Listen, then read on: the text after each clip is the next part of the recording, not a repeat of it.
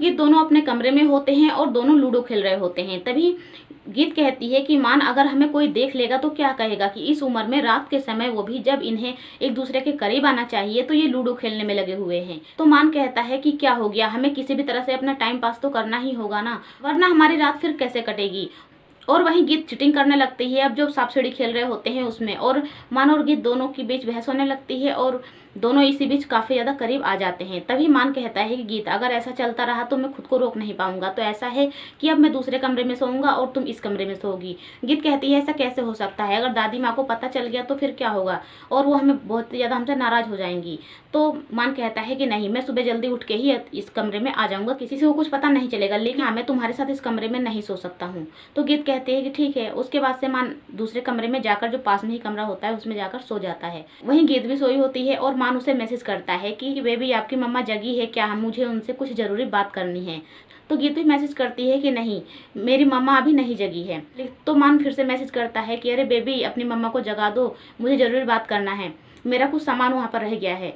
तो गीत सोचती है कि कौन सा सामान रह गया है, तो उसे फ़ोन करती है कि आपका क्या सामान रह गया है। तो मान कहता है तुम्हारी चूड़ियों की खन खन सुननी है और सब कुछ कहने लगता है। तो गीत कहती है कि अच्छा ठीक है, अब सो जाइए। अब उस कमरे में भी सो के आपको चैन नहीं है, और फिर दोनों सो जाते हैं। अगली सुबह एनी जाती है दादी के पास और कहती है कि दादी जी, मैं सोच रही हूँ कि क्यों ना हम अर्जुन की बहन नयनतारा से मिलकर आएँ।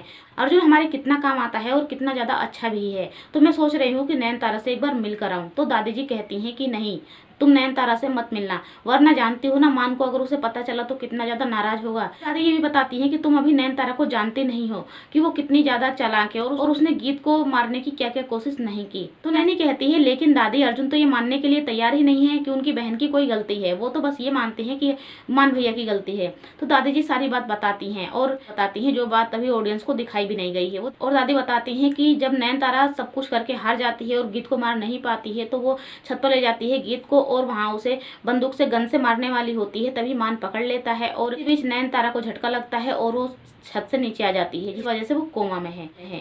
अब ये सुनकर एनी सोच में पड़ जाती है कि बस ये सब बात है और अर्जुन तो गलत ही समझ रहा है, मुझे अर्जुन से जाकर बात करनी होगी। और वो अर्जुन से मिलने के लिए जाती है और उसे सारी बात बता भी देती है जो दादी ने बताई होती है कि कैसे वो गीत को मारना चाहती थी। वो कहती है कि अर्जुन मुझे तुमसे बात करनी है, तो कहता है कि मुझे कोई बात नहीं करनी है, लेकिन फिर भी जबरदस्ती बात करती है और कहती है कि तुम जैसा सोच रहे हो ऐसा बिल्कुल नहीं है, तुम्हारी बहन ही गलत थी और वो ही गीत को मारने के लिए क्या क्या उसने प्लानिंग नहीं की, और जब सब कुछ से हार गई तो वो गोली मारने वाली थी और मान भैया बचा रहे थे और बचाते वक्त ही वो छत से फिसल गई और नीचे गिर गई, जिससे वो कोमा में है।